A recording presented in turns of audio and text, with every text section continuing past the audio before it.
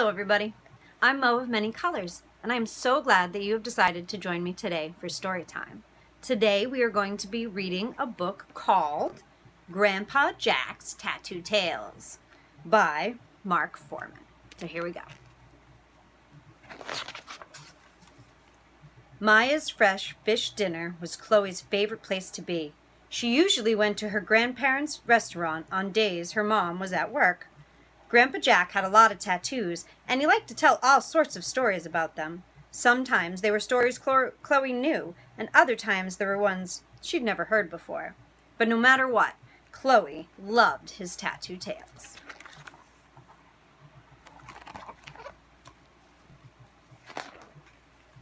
One afternoon, a family of tourists were paying their check when one of them asked Grandpa Jack, "Why do you have a tattoo of a rope?" Chloe smiled because she knew what was coming next. Grandpa Jack bellowed, "This is no ordinary rope. This lasso takes me back to when I was growing up down the street from here. I was a city kid through and through, but I loved westerns. Cowboys were my heroes, and I sure wanted to be one. I practiced day and night with my trusty lasso." Lasso?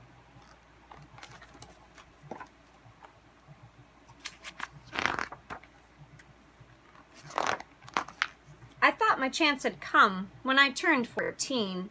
I needed an after-school job, but nobody wanted a cowboy. Fortunately, I found other things to lasso when I started working down on the docks. Boy, did I like tethering those boats.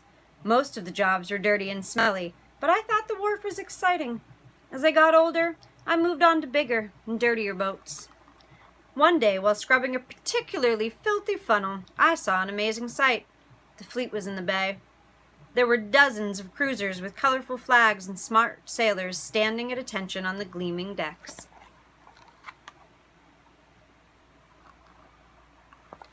Let me fix the light real quick. There we go. All right.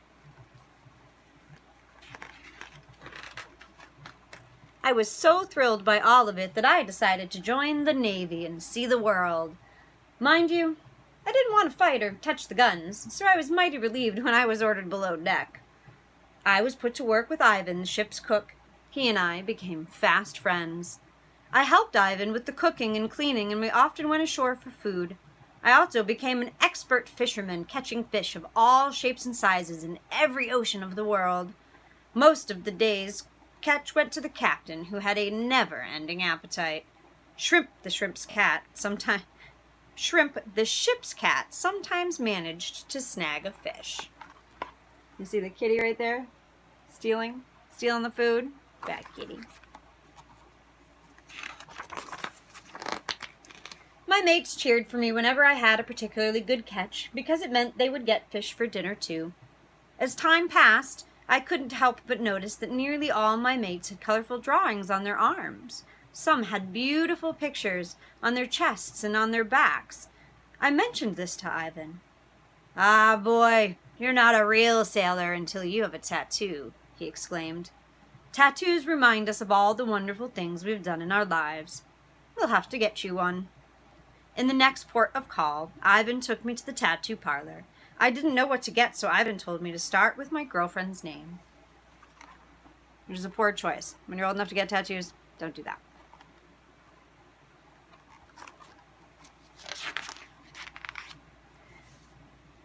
Well, I didn't have a girlfriend, so I chose my cat's first name instead. But I didn't tell that to Ivan. Up until then, I'd never seen anything quite like that tattoo parlor. There were pictures of flags, and flowers, and animals, and people covering every wall. I have to admit, my first tattoo hurt quite a bit. The others just made my skin tingle. That's a lie, they all hurt. Afterward, I felt real proud of myself. But then Ivan showed me the tattoo on his back, and I felt like a fool. Mine was tiny. "Don't worry," Ivan reassured me. "I'm sure it will be the first of many."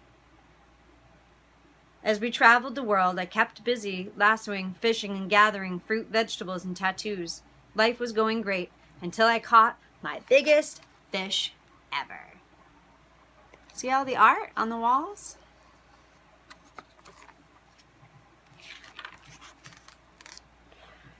But that humongous flying fish got clean away, and it took my little boat and my day's catch with it. Woo!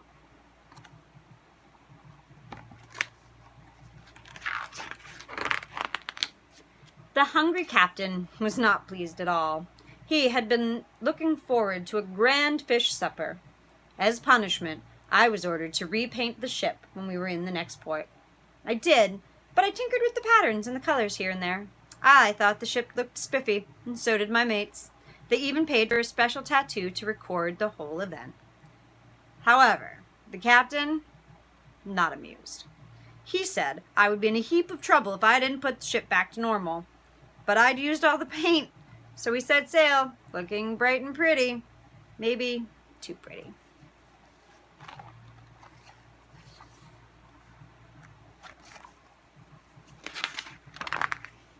I don't know what attracted the octopus, but that beast took a liking to our ship. A cry went out, "Abandon ship! Abandon ship!" The fish looks like a boat.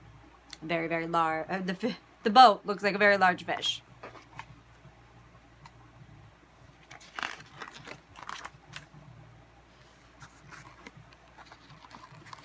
This one's just pictures.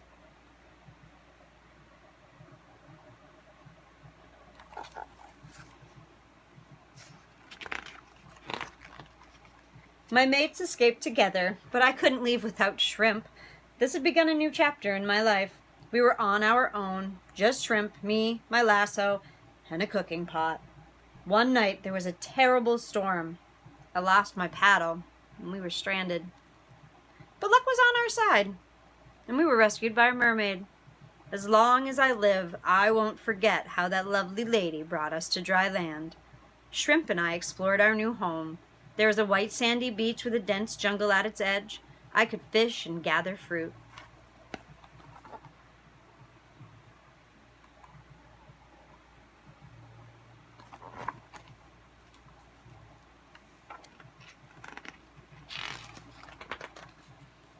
I tried going into the jungle, but it was far too dark, and I heard blood-curdling animal noises coming from it at night.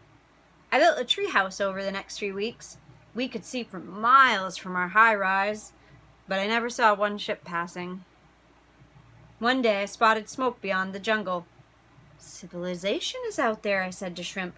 "We must be brave and venture through the dreaded forest," and so, trusty lasso at my side, we set off.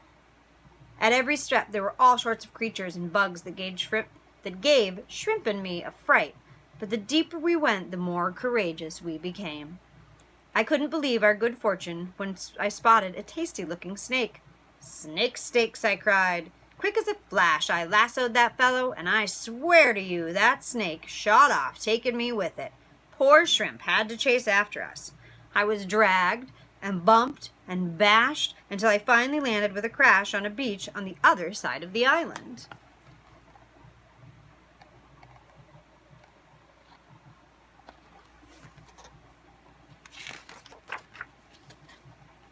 That's when, to my horror, I noticed I hadn't lassoed a delicious supper, but actually the tail of an enormous lizard. "That is it," I said to Shrimp. "We're lunch to this fellow." "I see you've met Winston, my pet lizard," said the most gorgeous woman I'd ever seen. "I think he likes you," she added, as this Winston critter slobbered all over me.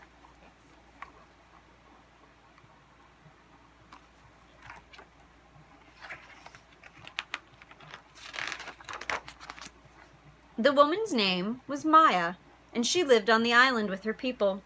Their skin was covered with amazing pictures and patterns, far more than any of my Navy mates had. Maya's people were great artists who believed their tattoos brought them luck. They admired my fish and my ship tattoos, though they didn't understand why I had a kitty on my biceps. Oh, over the following months, we all told stories.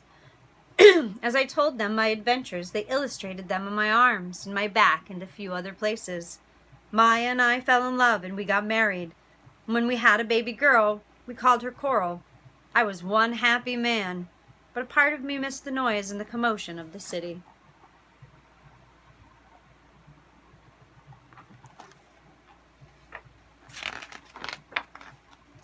One fateful day I spotted a small dinghy approaching the island, and then a large man came bounding up the beach toward me. It was Ivan. I couldn't believe my eyes. "I haven't stopped looking for you since the shipwreck," cried Ivan. "I've checked every island I've come across. I knew I would find you." Shrimp was very excited to see Ivan, too. After a few days of catching up, we all decided to head off to my old hometown and set up a little business of our own. Ivan, Maya, and I opened this diner, and here we are today, still cooking and still fishing together after all these years.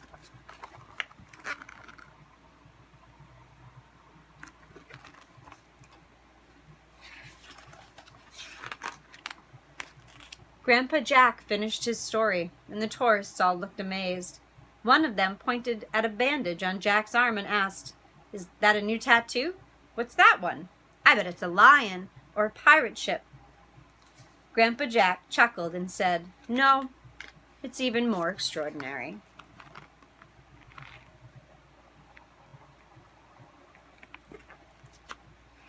It's Chloe's name.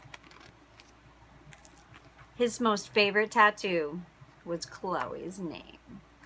Now, as you can see, I am too partial to tattoos, and I could tell you a million stories about how I got them all. But one thing that I will tell you is that art comes in so many different forms. It can be pen on paper, it can be music, it can be singing, it can be acting, and it can be things like this.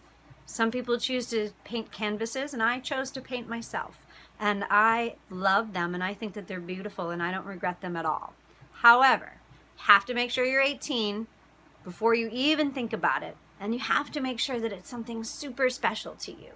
So art can be found all over the world in a million different places, even right on your own body. And until you are 18, you could certainly ask your parents for some of those little tattoo markers that just wash off in the bath, and you can practice your art skills on your arms and your legs without any of the commitment or breaking any laws. So I hope that you have enjoyed story time with me today. I hope you enjoy my art. I would love to see some of your art. If you guys want to send me some art, I would love that. Do that. Please send it to me. I will post it on my Facebook and on my YouTube, of course with your parents' permission. But I would love to see your art, and I hope that you can see that my storytelling in a way is my art. I really enjoyed having you here with me today, and wherever you are in the world, I hope that you have a lovely day or sweet dreams. Good night.